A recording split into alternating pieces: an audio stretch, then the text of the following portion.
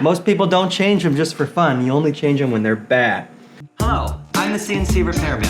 Are your spindle belts broken on your mill or lathe? If they're broken on your mill, I'll show you right here how to quickly replace them, change them, and get back up and running.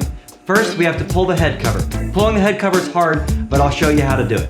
Let's go. I'm the CNC repairman. Are your spindle belts? I'm going to show you how the Niagara Falls tool.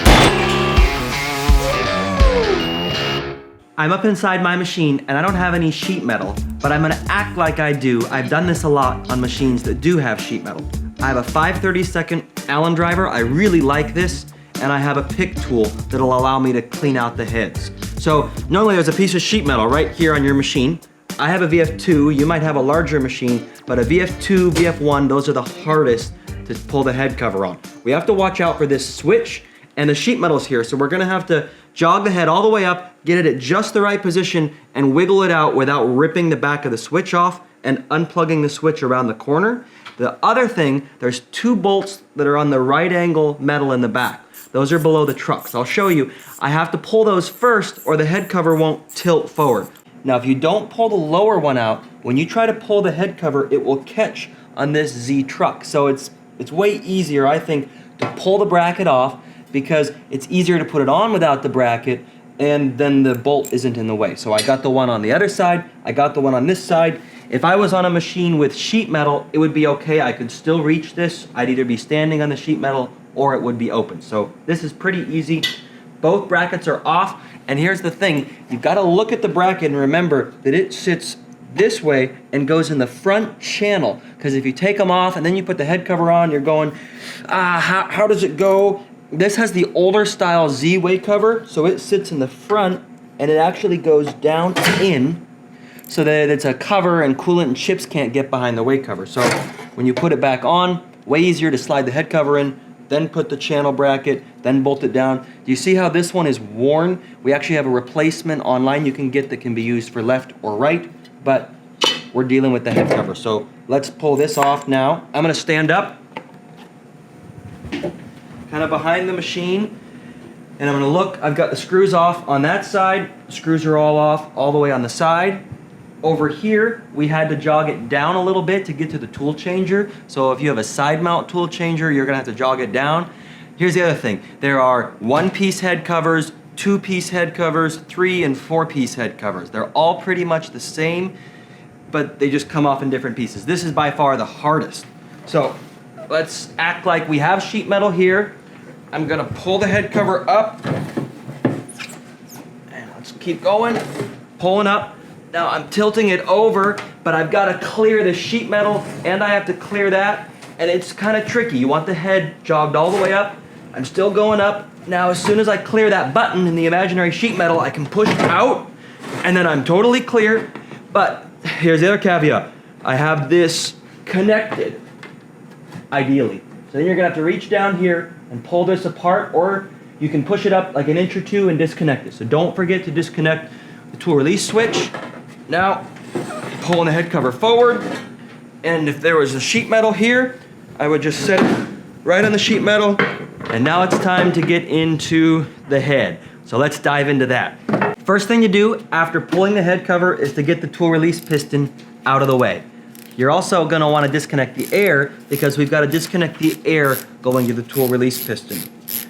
5/16 Allen head driver on a ratchet is my favorite, especially if you have a swivel head.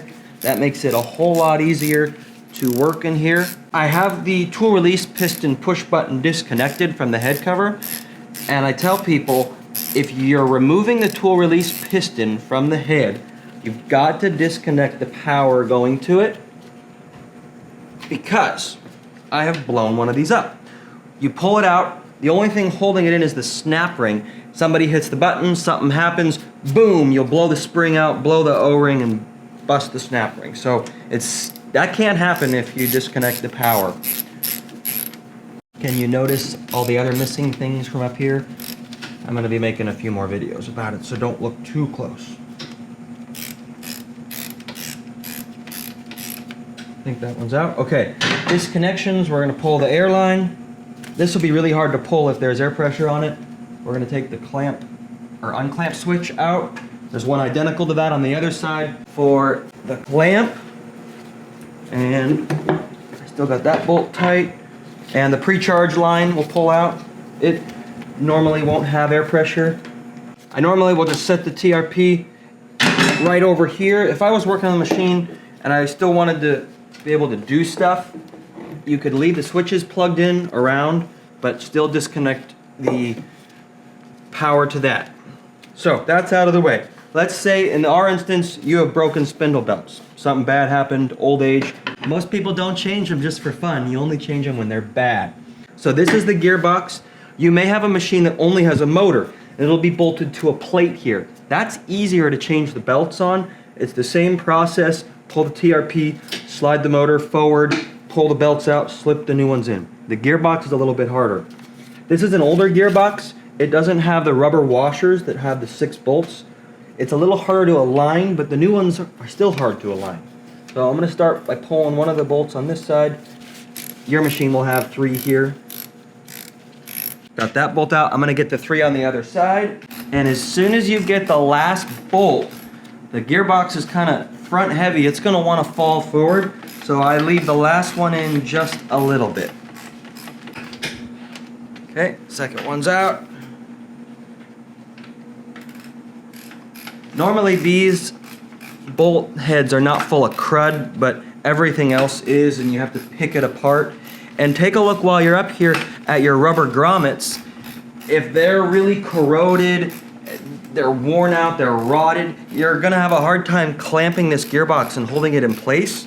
And then it'll wanna walk forward, and then you'll have issues with spindle orientation because the motor is moving. I've seen that. So while you're up here, it doesn't hurt to clean everything, check everything. Okay, I'm working on the last bolt. And if you notice, I can already start to rock this gearbox. As soon as I pull this, this gearbox will fall to the ground. So you want to not get it too far. There's enough room in this one and in the newer styles to slide the gearbox forward and back. So I'm just going to stop it right there. There, you can see it. I'm going to just pull the gearbox forward a tad. Now the belts are here. My machine has its belts. Yours probably doesn't. You can just pull them out and get them out of the way. I'm going to pull these, acting like I'm pulling them, then we're going to put them back in like I was putting a brand new belt in. So come over here and take a look. Here's the spindle and the gearbox. That's the top of the drawbar. On older machines, there is a copper line that feeds the oil to the spindle. It's right back here. Newer machines may have a wraparound to the front with a flex line or the back. We don't have to take the line out to change the belt. Just be aware that it's there. And it's a double matched timing belt. And I'm going to try to pull it up. Okay, it's starting to come. Okay, first one's off. Now the front pulley doesn't have a flange. The back pulley does. So you have to poke it back. And you can reach your hand around from the back this way or this way and reach it to help walk that belt up both pulleys. So I just pulled the back one up with this hand, and then I'm pulling the front up while turning the 2 pulleys to try to inch them up. All right, let's do a little more. Going. Almost. Turn it a little bit. Got it. Okay, so both belts are off right now, but they are tight in here. The bottom of this gearbox has an oil reservoir, and then there's a casting. VF1, VF2s are the hardest because there's just enough room to sliver the belt down between the casting. And the same thing would happen with a new belt. Now there is an access hole on the bottom here that you can shove the belts through. I think it's hit or miss. You either shove them through here, you shove them through here, and you're already up here. So I'm going to shove them through up here. So to get the old ones out, it's kind of the same process as the new ones. I'm going to shove them down in between with my hand in the back to try to help pull them down. And it's tight in here. If you can now push the gearbox forward, and if we might have to, I think we will, totally unbolt the gearbox and hold it up. Yeah, it's tight down there in that casting. Okay, so I'm going to unbolt the gearbox, which will allow me to push it back and push it forward, but I got to keep a hand on it. The other thing, if you have an overhead crane, you can run a bolt through the motor here and then kind of chain it back or just hold it up so that it can't. See how easy it wants to come forward.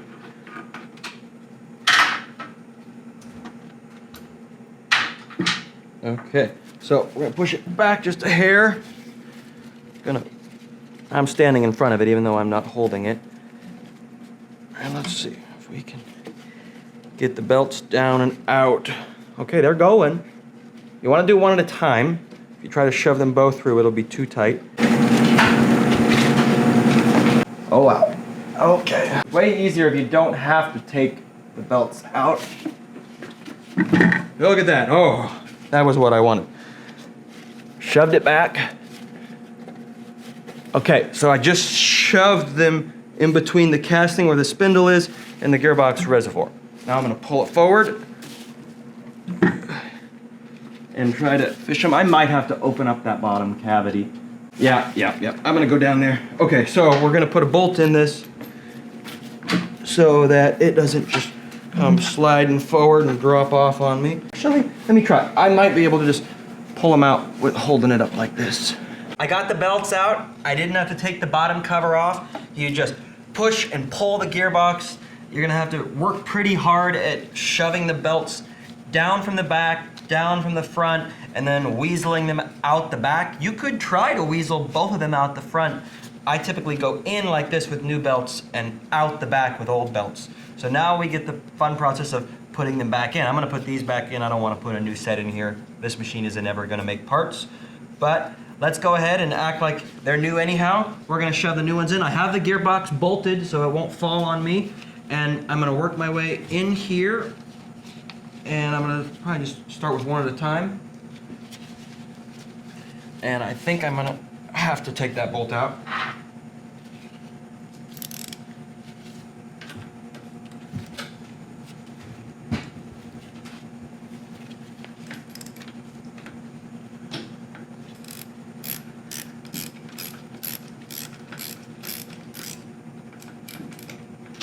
Okay, now we're gonna push this back to make a tiny bit of room between the casting and the gearbox reservoir.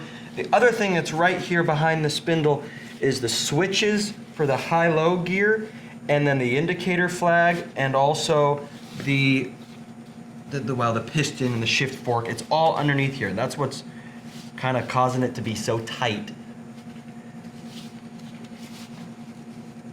Let's go.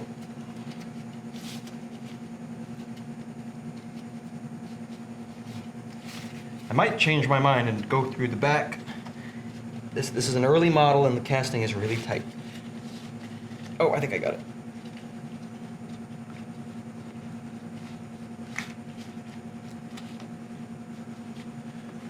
Maybe.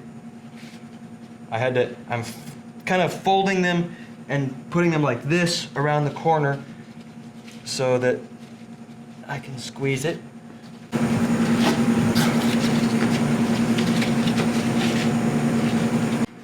Got the first one down all the way around and up. You can see it's kind of horizontal. Gonna work on the next one.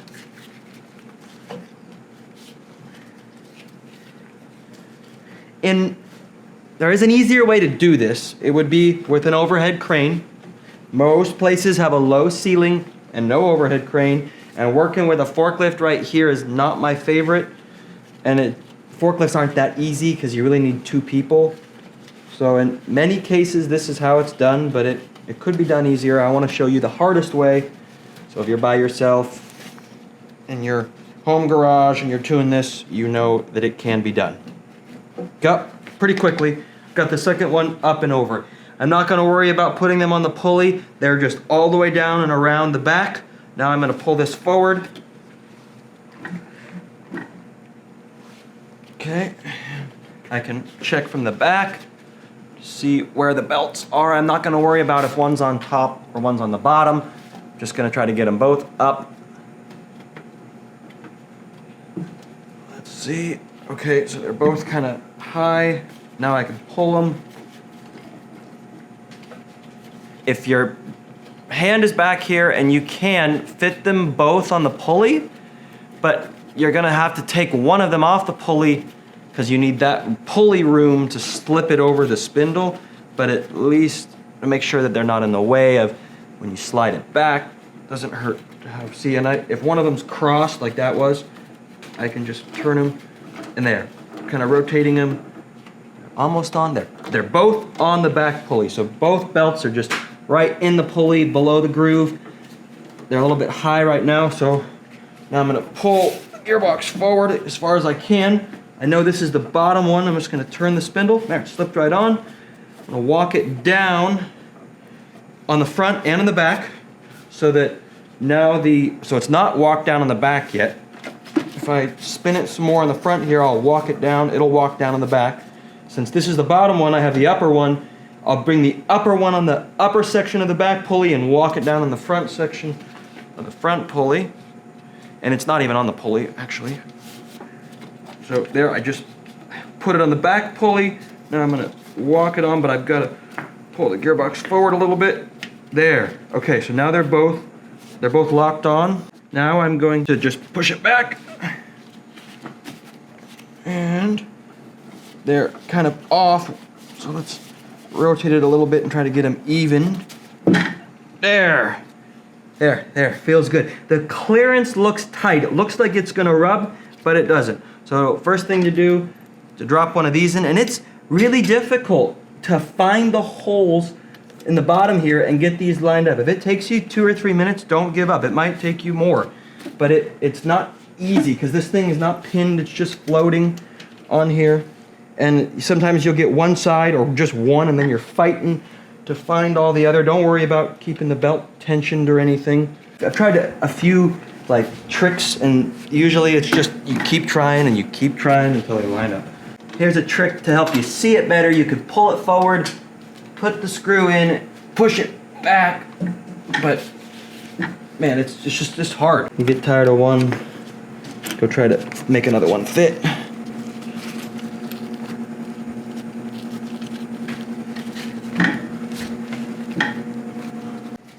Okay, got everything bolted down. I just wiggled it around, kept fighting, finally got it in. I don't have them snug, and mine's a little different than yours. Yours may have the rubber grommets, and I think those are a little easier to line it up. Let's talk about tightening the belt.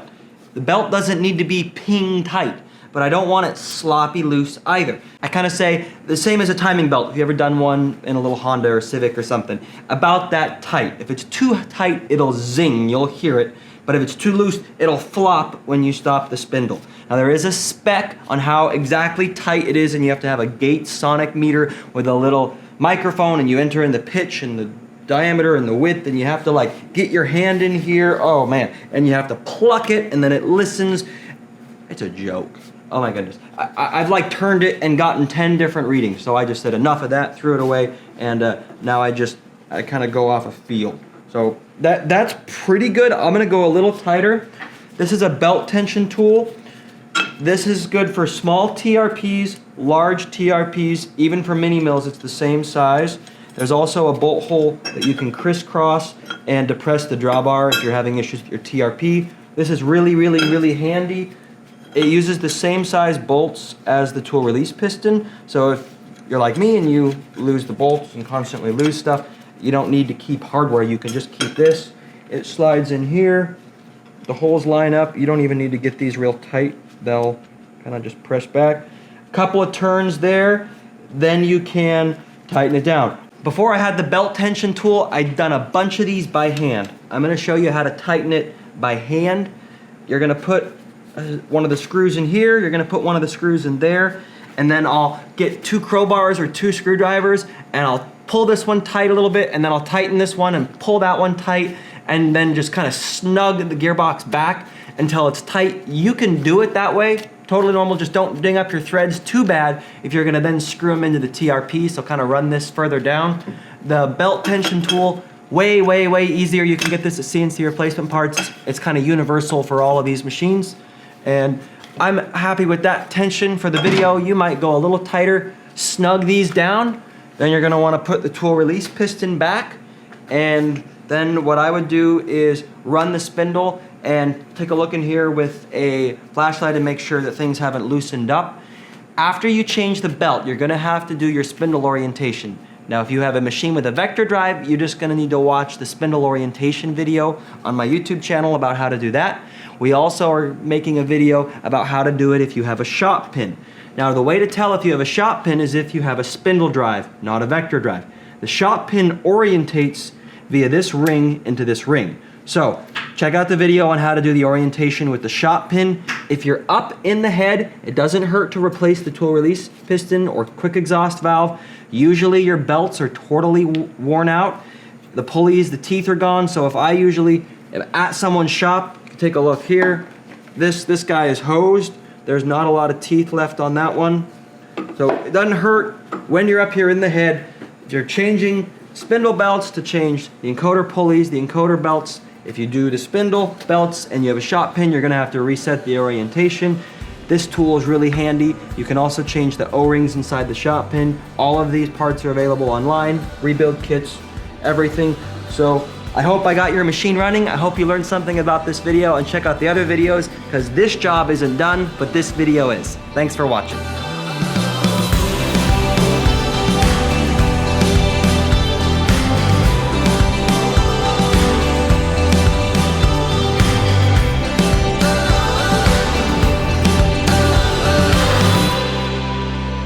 You can't think of it like that. Okay, it's how you do work. You guys, welcome to... I got a belt! I got a belt! Woo! I'm having fun. Welcome to being a machinist.